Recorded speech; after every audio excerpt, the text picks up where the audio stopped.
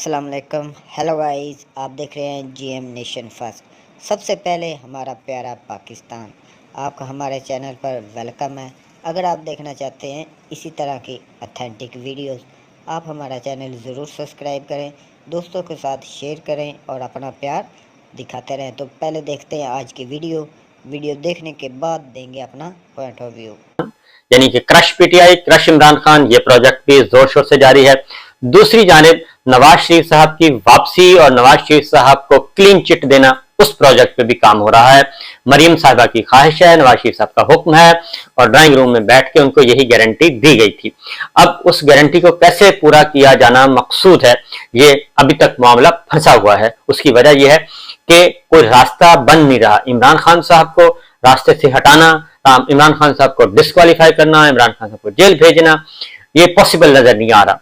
और इसलिए नजर नहीं आ रहा कि कोई ऐसी चीज नहीं है, कोई ऐसा मुकदमा नहीं है, कोई ऐसा केस नहीं है कि जिसकी बुनियाद पे आप इमरान खान को उठा के सियासत से आउट कर दें और उनको एक फेक मुकदमे में सजा सुना दें। ये पॉसिबल नहीं है। उसकी वजह यह है कि एक तो सॉलिड ग्राउंड नहीं है, कुछ ऐसा मैटर नहीं है, कोई करप्शन का केस नहीं है, कोई और मसला नहीं है।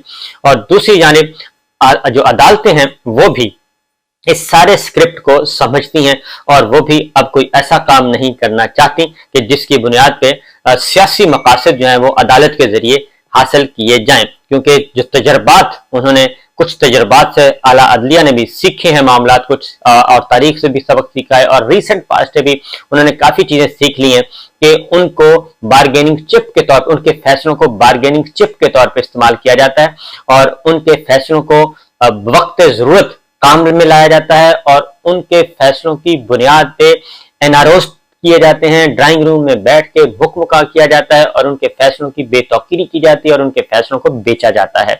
इसलिए आला अदलिया जो है वो मुसलसल बहुत ज्यादा मोहतात नजर आ रही है और इसी वजह से नजर आ रही है कि पहले एक माहौल बना के पहले फैसले होते हैं और उसके बाद उन्हीं फैसलों को बेचा जाता है और फिर आला अदलिया के जजों को फिर गालियां दिलवाई जाती हैं, धमकियां दिलवाई जाती हैं, फिर ऑडियो लीक्स के जरिए, वीडियो लीक्स के जरिए उनको ब्लैकमेल किया जाता है।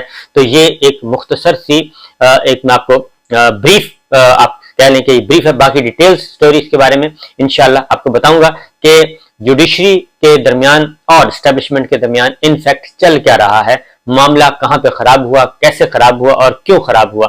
इसलिए अदलिया जो है, आला अदलिया फूंक फूंक कर कदम रख रही है और वो किसी ऐसे नए तनाजे का शिकार नहीं होना चाहती कि जिसकी बुनियाद पे उन्हीं के फैसले को लेकर आगे फिर एक और बारगेन किया जाए और एक और नई एनआरओ की जानिब बढ़ा जाए। तो ये है चीजें। आज सबसे पहले तो इसकी कुछ और खबरें पॉलिटिकल बहुत इंपॉर्टेंट, वह भी आपसे शेयर करता हूं। लेकिन सबसे पहले जी हमारे दोस्त समी इब्राहिम साहब, उनकी फैमिली, उनके बच्चे बहुत परेशान, बहुत ही हैं जी गमजदा हैं। उसकी रीजन यह है कि समी साहब को 7th एवेन्यू के सर्विस रोड G6 एरिया से अगवा किया गया, उनको लेके जाया गया और नामालूम अफराद लेके गए और नामालूम अफराद उनकी गाड़ी की चाबियां भी ले गए, मोबाइल फोन, उनके ड्राइवर का मोबाइल फोन भी ले गए और अभी तक उनकी बाजियाबी नहीं हो सकी। और सबसे अफसोसनाक, खतरनाक बात यह है कि कोई भी इदारा उनकी तस्लीम नहीं कर रहा कि जी वो हमारे पास है। आईजी इस्लामाबाद ने फौरी जैसे ही ये मामला हुआ तो आईजी इस्लामाबाद ने इसको अगवा का नाम दे दिया गया था कि जी अगवा हुआ है और हम पूरी मुआवनत करेंगे। तो बहरहाल इस्लामाबाद हाई कोर्ट में ये केस था और ये बिल्कुल इमरान रियाज साहब से मुख्तलिफ है, क्योंकि इमरान रियाज साहब को जिस तरीके से उठाया गया उसमें कुछ लूप होल्स रह गए थे और उसको फिर समी साहब को जब उठाया गया तो उसको कवर किया गया, क्योंकि इमरान रियाज को तो एयरपोर्ट से लिया गया और उसके बाद कहा गया जी हमने तो रिहा कर दिया, हमारे पास तो नहीं है। अब समी इब्राहिम साहब का बुनियाद ही खत्म कर दी गई कि जी ये यहां से स्टार्ट ही ना हो। तो सूरत हाल ये है कि इस्लामाबाद हाई कोर्ट के चीफ जस्टिस जनाब आमिर फारूक साहब ने इसकी समाअत की है और उन्होंने कहा कि जी पुलिस को जियो फेंसिंग का हुक्म दिया गया था, तो क्या कोई इस सिलसिले में है। तो अदालत ने एसपी इन्वेस्टिगेशन और एसपी ऑपरेशन को जाती हैसियत में तलब किया हुआ था और इस पे जो चीजें सामने आई वो उनके भाई ने ये एडवोकेट आमिर अब्बास के जरिए ये सारा मुकदमा फाइल किया हुआ है। आमिर अब्बास एडवोकेट हैं, वो इसको फॉलो कर रहे हैं, पैरवी कर रहे हैं इस वकील इसके केस की। जनाब डिप्टी अटॉर्नी जनरल एहसन रजा काजमी पेश हुए जी जना वफाक की जानिब से, और जुहैब हसैन गोंदल अदालत में पेश हुए। ये दोनों वकला पेश हुए। और FIA की जानिब से डायरेक्टर लॉ इसरार अहमद और डिप्टी डायरेक्टर लॉ मोहम्मद रसूल पेश हुए। वजारत दिफा की जानिब से group captain director legal Suhail, law officer Tahir Kazim, DSP legal Mohammad Riyaz और SHO खालिद जावेद अदालत में पेश हुए। और जो अब तक रिपोर्ट पेश की गई थी आज वो ये थी कि समी इब्राहिम के मोबाइल फोन के आखिरी सिग्नल रावलपिंडी जुडिशल कॉलोनी आए और उन्हें आखिरी एक कॉल आई थी। इसके बाद उनका मोबाइल फोन बंद हो गया। जहां मोबाइल फोन बंद हुआ उससे आगे कैसे ट्रेस करेंगे, चीफ जस्टिस साहब पूछ रहे हैं। और क्या समी इब्राहिम के खिलाफ पाकिस्तान के किसी शहर में कोई मुकदमा दर्ज है? तो बताया गया कि समी इब्राहिम के खिलाफ किसी भी शहर में कोई मुकदमा दर्ज नहीं। वजारत दाखिला के हुक्काम ने यह जवाब दिया। सिर्फ 2 गाड़ियों को CCTV फुटेज में देखा गया है, मगर उनके नंबर या इसमें बैठे हुए अफराद की शिनाख्त नहीं हो सकी।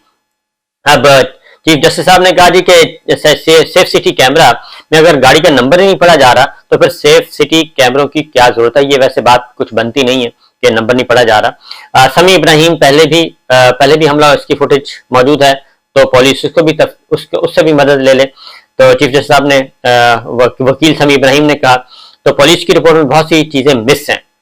हथियार कौन सा इस्तेमाल किया गया ये तो आपने लिखा ही नहीं। चीफ जस्टिस साहब ने कहा हमें सिर्फ काम चाहिए और अदालती हुक्म के मुताबिक उनकी बाजियाबी चाहिए। तो समाअत 31 मई तक मुलतवी कर दी गई है। तो ये 31 मई तक की मुलतवी की गई है, तो उम्मीद रखनी चाहिए कि 31 मई तक कोई बेहतर खबर आ जाएगी, अच्छी खबर आ जाएगी। उम्मीद यही है, क्योंकि मेरी इत्तला के मुताबिक भी समी साहब महफूज तो हैं, ये तो है। तो अब देखते हैं कि कब बाजियाब होते हैं, कब कहां से बाजियाब होते हैं। अल्लाह ताला उनकी जो हिफाजत है फरमाए। और इमरान रियाज खान साहब का भी यही इशू है जी। तो हम भी यही करेंगे, यही कह रहे हैं कि इमरान रियाज खान के बारे में भी, समी साहब के बारे में भी, कि वो जिन किसी के पास भी है उनको प्रोड्यूस कर दें तो ज्यादा बेहतर है। क्योंकि किसी फैमिली को, बच्चों को, माँ को बहुत ज्यादा तकलीफ नहीं देनी चाहिए और कर्ब में मुब्तला नहीं रखना चाहिए।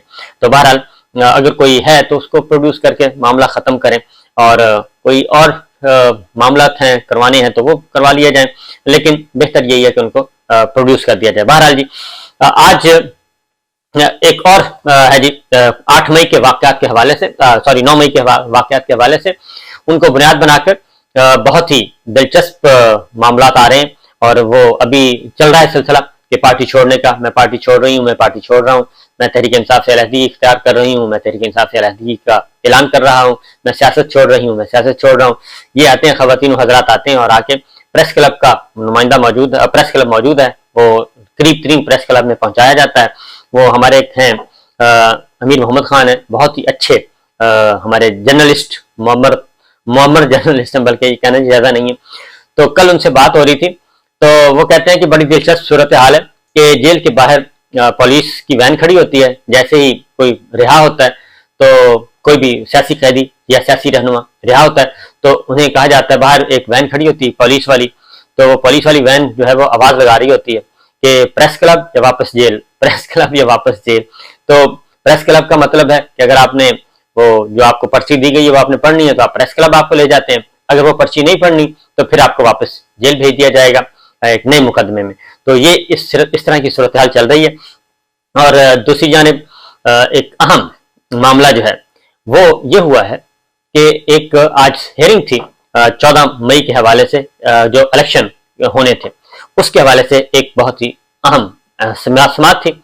और उसमें अटॉर्नी जनरल ने सुप्रीम कोर्ट ऑफ पाकिस्तान के फुल बेंच के सामने एक बात रखी।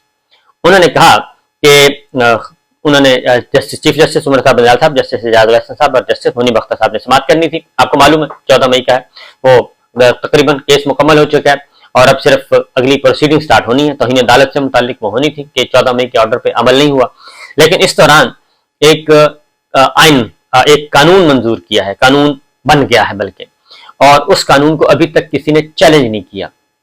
और ये कानून बनना था क्योंकि पहले एक दफा वापस जा चुका है, अब दोबारा उस पर भेजा गया है। और वो है कि 184(3) के तहत जो फैसले होते हैं सुप्रीम कोर्ट ऑफ पाकिस्तान करती है तो उन पे राइट ऑफ अपील का हक दिया जाना मकसूद था, और वो अपील का हक जो है वो इस तरीके से दिया जाए कि जो पहले अगर 3 रुकनी बेंच ने सुना है तो फिर अगली जो अपील है उसके खिलाफ 5 रुकनी बेंच सुनेगा। तो ये एक कानून बन गया। तो अटॉर्नी जनरल ने आज ये बताया गया। अब इसमें बताता हूँ कि इसमें असल में बुनियादी बात क्या थी। इसमें नवाज शरीफ साहब के लिए कोई रास्ता हमवार करना था कि वो वापस आए किसी भी तरीके से, उनकी डिस्क्वालिफिकेशन खत्म हो और उनकी सजाएं खत्म हो। डिस्क्वालिफिकेशन तो सुप्रीम कोर्ट ऑफ पाकिस्तान के अलावा उनकी कोई खत्म कर नहीं सकता, और क्योंकि सुप्रीम कोर्ट ऑफ पाकिस्तान ने ही उनको नाअहल करार दिया है। एक पनामा और अकामा जो आया था, और जो वो दुबई में एक कंपनी के, अपने बेटे की कंपनी के वो जनरल मैनेजर थे, और वो अकामा कैसे आया था, कहां से आया था, कौन लाया था, ये एक बड़ी ही अहम राज है, अहम बात है। असल इसी में सारा कुछ छुपा हुआ है। तो बहरहाल उस अकामे की बुनियाद में नवाज शरीफ साहब को फारिग किया गया था और उनको डिस्क्वालीफाई किया था, क्योंकि उन्होंने एक बाहर जॉब, ये हमारे वजीर दफा भी ख्वाजा आसिफ साहब भी यही काम करते थे, तो उन्होंने ये बात छुपाई हुई थी एक, और उसमें उसकी जद में वो आ गए। तो बहरहाल अब उसमें डिस्क्वालीफाई जहांगीर तरीन साहब भी हुए, वो भी हुए। अब ये जो अमेंडमेंट की गई है बेसिकली तो उनको फायदा पहुंचाने के लिए की गई है, जहांगीर तरीन साहब को और नवाज शरीफ साहब को। लेकिन मसला ये है कि ये जो कानून बना है उसमें एक बुनियादी नुक्ता रह गया, और बुनियादी नुक्ता ये रह गया कि पहले तो कानून क्या है वो 60 दिन के अंदर अंदर आपने अपील फाइल कर सकते हैं जी, 60 दिन के अंदर अंदर, और उसमें जो माजी के मुकदमात हैं उसमें भी 60 दिन दे दिए गए हैं। ये है Supreme Court review of judgement order act 2023, और सदर ममलिकत ने इसकी तौसीक कर दी। 184 के तहत फैसलों पर नजरसानी का जो दायरा कार है वो आर्टिकल 185 के तहत होगा, और नजरसानी दरखास्त की समाअत फैसला करने वाले बेंच से बड़ा बेंच करेगा। ठीक है जी, जो मैंने बता दिया 3 मेंबर्स है तो अगला फिर 5 मेंबर्स करेगा। नजरसानी की दरखास्त करने वाले को सुप्रीम कोर्ट का कोई भी वकील करने का हक होगा, क्योंकि पहले ये होता था कि नजरसानी में होता था कि कोई भी वकील नहीं होता था, बल्कि वही वकील आता था जो पहले अपील कर चुका होता था, वही अपेयर होता था, नया वकील नहीं आया। इसमें यह भी दे दी गई सहूलत कि आप वकील भी तब्दील कर सकते हैं। आर्टिकल 184 के तहत माजी के फैसलों पर भी नजरसानी दरखास्त दायर करने का हक है जी, और एक्ट के इतलाक के बाद माजी के फैसलों पर नजरसानी दरखास्त 60 दिन में दायर हो सकती है, और आर्टिकल 184 के तहत जेर समाअत मुकदमात पर भी ये एक्ट नाफिज होगा। नवाज शरीफ और जहांगीर तरीन भी 60 दिन के अंदर अपील दायर कर सकेंगे। अब यहाँ पे एक हैंड हो गया है नवाज शरीफ साहब और जहांगीर तरीन साहब दोनों के साथ, क्योंकि ये है जी राइट ऑफ अपील दिया गया है। अब जरा बुनियादी थोड़ी सी समझने वाली बात है, वो मैं आपको इंतहाई बारीकी से बता देता हूँ। इशू ये है कि ये तो हो गया रिव्यू फाइल करने की इजाजत दे दी, नजरसानी की दरखास्त की इजाजत दे दी, लार्जर बेंच की भी दे दी, और 60 दिन का टाइम भी दे दिया। अब इसके बाद जो 184(3) के तहत जो इलेक्शन मैटर है, जो जिसमें 14 मई को इलेक्शन करवाने का हुक्म दिया गया था 184(3) के तहत, वो तो पेंडिंग हो गई। अब उसमें तो अपील का 60 दिन, अब 60 दिन है, उसमें वो अपील करेंगे, उससे बड़ा बेंच सुनेगा। यानी चीफ जस्टिस उमरता बंदयाल साहब, जस्टिस एजाजुल हसन, जस्टिस मुनीब अख्तर साहब के साथ मजीद दो मेंबर जो है वो ऐड हो जाएंगे, तो 5 रुकनी बेंच आएगा दोबारा से।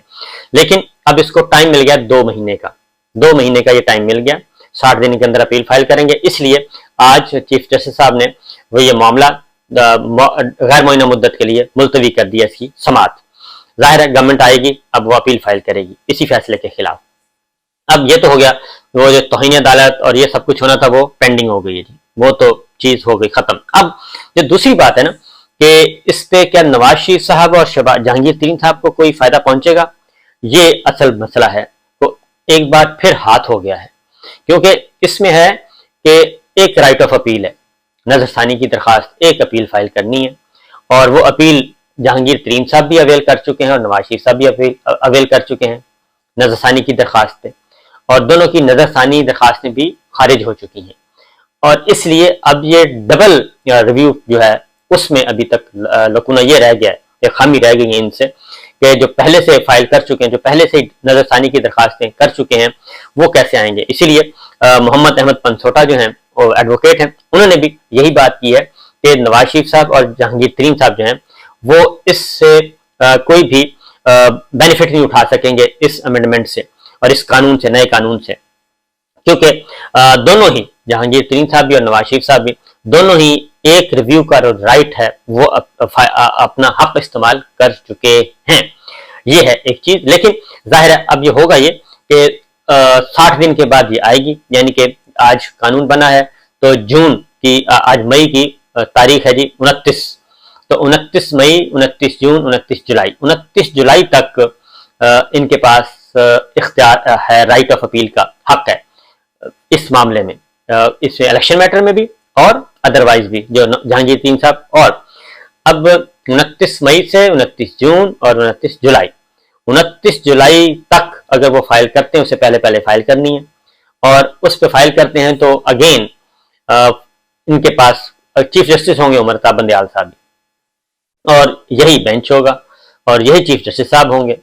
और अगस्त से लेके 29 अगस्त, 29 सॉरी 29 मई, 29 मई, 29 जून, 29 जुलाई और 29 जुलाई, और पूरा महीना अगस्त का, और फिर आगे 10 दिन सितंबर, 15 दिन सितंबर के, 45 दिन चीफ जस्टिस उमर बंदयाल साहब ही होंगे और यही सुप्रीम कोर्ट होगी।